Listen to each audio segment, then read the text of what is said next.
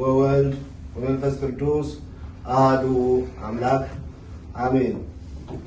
ከወልታ ጽድቅ ተዋሕዶ ዓለም አቀፍ የመነኮሳት ጉባኤ የተሰጠ መግለጫ።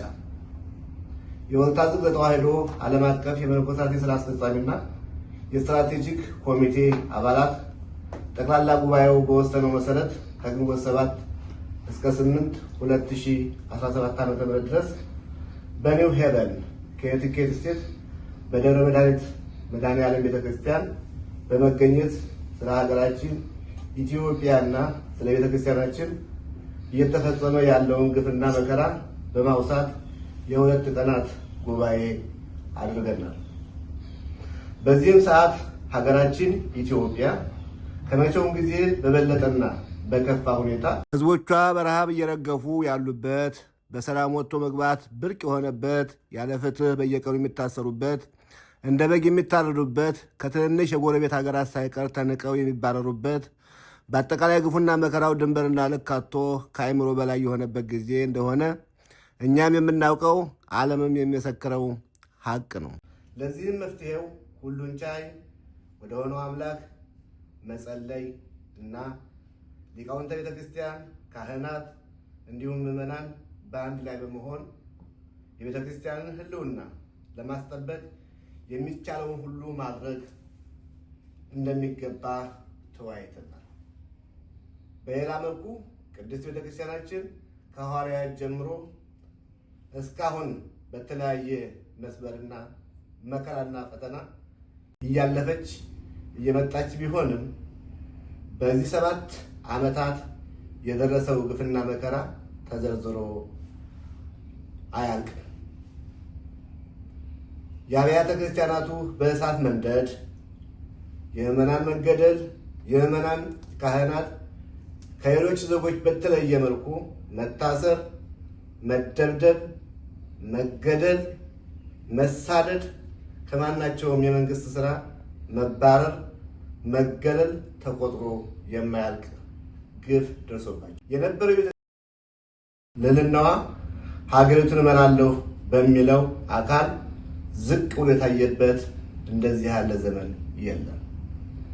ይህ ሁሉ መከራ ሲፈጸም የቤተ ክርስቲያኒቱ ሉዓላዊ ስልጣን ባለቤት የሆነው ቅዱስ ሲኖዶስ ግን ምንም አለማለቱ፣ በተለይም ዓለም አቀፉ ማህበረሰብና የዓለም ቤተ ክርስቲያናት ምክር ቤት ሳይቀር ጉዳዩን በግልጽ ሲያወግዝ ቅዱስ ሲኖዶስ እያየ እንዳላየ እየሰማ እንዳልሰማ አልፎታል።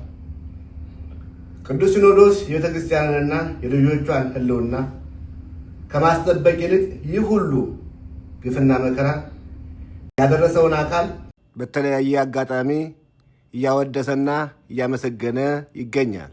በዚህም ሰሞኑ እንኳን ወደ ሀገራቸው እንዳይገቡ ተከልክለው የነበሩ 3 ሊቃነ ጳጳሳት በደላቸው ሳይገለጽ እነሱ እንደበደሉና በሀገር ላይ ጉዳት እንዳደረሱ ተቆጥሮ ቅዱስ ሲኖዶስ ጸሐፊው በመከልከላቸው የደረሰውን የሥራ መበደል ምንም አይነት መመዘኛ ሊስተካከለው የማይቻል ነው። ነገር ግን ሀገሪቱን የሚመራው መንግስት በአባቶቻችን ላይም ሆነ የደረሰውን የሥራ በደል እንደ በደል ሲያይ የበደለው መንግስት ሳይወቀስ በተቃራኒው መንግስትን ለማመስገን የተሄደበት ርቀት እጅግ የሚያስተዛዝብ ነው። በእነዚህ አበይት ጉዳዮች ላይ ከተወያየን በኋላ እኛ የወልታ ጽድቅ ተዋሕዶ ዓለም አቀፍ የመነኮሳት ጉባኤ የሚከተሉትን ባለ 8 ነጥብ የአቋም መግለጫ አውጥተናል። አንደኛ፣ ሀገሪቱን እየመራ የሚገኘው አካል በቅድስት ቤተክርስቲያን ላይ በግልጽና በስውር የሚያደርገውን ጫና፣ በምዕመናን ላይ የሚያደርሰውን ሞት፣ ስደት፣ በኮሪደር ልማት ስም ልጆቿን በማፈናቀል ቤተክርስቲያንን ያለ ምዕመን ለማስቀረት የሚያደርሰውን በደል በአስቸኳይ እንዲያቆም እንጠይቃለን። ሁለተኛ፣ ቅዱስ ሲኖዶስ በዚህ ቅድስት ቤተክርስቲያንና ልጆቿ የሕልውና አደጋ ባጋጠማቸው ሰዓት ቤተክርስቲያኒቱን እንዴት እንደሚታደግ፣ ልጆቿን ከጥቃት እንዴት እንጠብቅ በማለት መጨነቅ፣ መጠበብ፣ በየቀኑ መወያየት ሲገባው ዛሬም ጥቃቅን አጀንዳዎችን በመሰብሰብ በቋሚ ሲኖዶስ እና በአስተዳደር አካላት ሊያልቁ የሚገባቸውን የመዘናጊያ ነጥቦች ይዞ በምልዓተ ጉባኤው ደረጃ መወያየት መጀመሩን ስንመለከት እጅግ የሚያስገርም የሚያሳፍርን ጭምር ነው። ስለዚህ ዋናውን የቤተ ክርስቲያንና የልጆቿን ሕልውና እየፈተኑ ስለሚገኙ ጉዳዮች ላይ ጥልቅ ውይይት አድርጎ በታሪክ ከእግዚአብሔርና ከሰው የተሰጠውን አደራ በመወጣት ቅድስት ቤተ ክርስቲያንን ይህንን የፈተና ዘመን እንድትሻገር እንዲያደርግ እንጠይቃለን። በተለይም በዚህ ሰዓት የሕክምና ባለሙያዎች ያነሱትን መሰረታዊ ጥያቄ መንግስት ለመሸፈን የሚያደርገው ማዋከብና ማሰር እንዲያቆም በመጠየቅ ለልጆቻቸው ያላቸውን ፍቅር እንዲገልጹ እንጠይቃለን። ሶስተኛ፣ ወደ ሀገራቸው እንዳይገቡ ተከልክለው የቆዩ ሶስቱ አበው ሊቃነ ጳጳሳት ለምን ወደ ሀገራቸው እንዳይገቡ እንደተከለከሉ ሳይታወቅ መንግስት አባቶችን ለማሸማቀቅና ቤተክርስቲያኒቱን አንገት ለማስደፋት አስቦ ክልከላ እንዳደረገባቸው በሁሉም ዘንድ እየታመነ ልክ ሀገርን እንደከዳ ሰው በሆደ ሰፊነት እንዲገቡ አድርጌያለሁ የሚል ስላቅና ነገም ተሸማቀው እንዲኖሩ ሲያደርግ ይህንን በጽናት ቆሞ እንደመጠየቅ ካልሆነ ለእግዚአብሔር እንደመስጠት አዎ ትክክል ነው በማለት መንግስት ለማመስገን የሄዱበት መንገድ እጅግ የሚያስተዛዝብ የተሰጣችሁንም ኃላፊነት ወደ ጎን መተው ስለሆነ ይህንን ቤተክርስቲያንን አንገት ለማስደፋት አባቶችንም ለማሸማቀቅ የተደረገውን እኩይ ዓላማ እንድታወግዙ በቤተክርስቲያን አምላክ ስም እንጠይቃለን። አራተኛ፣ ወደ ሀገር ቤት እንዲመለሱ የተፈቀደላቸው አባቶች ምንም ክፉ ነገር እንዳሰሩ እያወቁ እንደ ወንጀለኛ ይቅርታ ተደርጎላችኋል ሲባሉ ወንጀላቸው ምን እንደሆነ ሳይጠይቁ የራሳቸውንም ሆነ የቤተ ክርስቲያንን ክብር ባዋረደ ሁኔታ ስለነርሱ ሲያዝኑና ሲጸልዩ የነበረው ምዕመናን ቅስ በሚሰሩ ሁኔታ ወደ ሀገራቸው ፈጥነው መግባታቸው እጅግ ያሳዝነናል። ዛሬም ቀኑ አልመሸምና መንግስት በማናለብኝነት የሚያደርገውን እኩይ ዓላማ ለማጋለጥ ሲባል ወደ ሀገር እንዳይገቡ የደረጉበትን ምክንያት እስከ መጨረሻው ድረስ ሄደው እውነታውን እንዲያረጋግጡ እንጠይቃለን። ይህ ካልሆነ ግን በትክክል የሰሩት ወንጀል እንዳለ በራሳቸው እንዳረጋገጡ እኛም ሆነን ጠቅላላ የቤተክርስቲያን ልጆች የምንቀበለው ስለሚሆን ስለ ቤተክርስቲያን ክብር ስትሉ እውነታውን እንድታወጡ በእግዚአብሔር ስም እንጠይቃለን።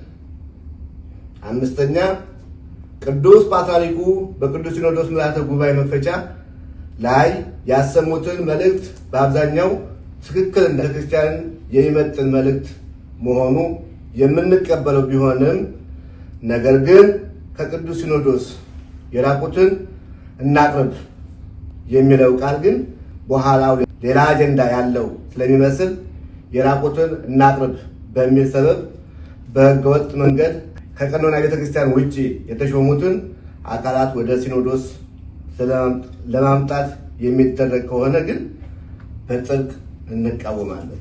ስድስተኛ፣ ዛሬ ምንፍቅናን በአደባባይ ያውም በሊቃነ ጳጳሳት ደረጃ የሚነገርበት ዘመን ደርሰናል። በተለይም በቅርቡ በበዓለ ስቅለት እንኳንስ አንድ ሊቀ ጳጳስ መላው ኦርቶዶክሳዊ ቤተክርስቲያን በስግደት በሚውልበት ቀን በአዳራሽ በመገኘት ላለፉት 2000 ዘመናት ቤተክርስቲያን መልስ ስትሰጥበት የኖረችውን የድንግል ማርያምን ቤዛዊተ ዓለም የመባል ጉዳይ እንደ አዲስ በማንሳት እናቶቻችን የሚዘምሩትን መዝሙር ላይ ሳይቀር በመሳለቅ ቤተክርስቲያኒቱን ሲደፍሩ መላው ካህናትንና ምዕመናንን አስቆጥቷል።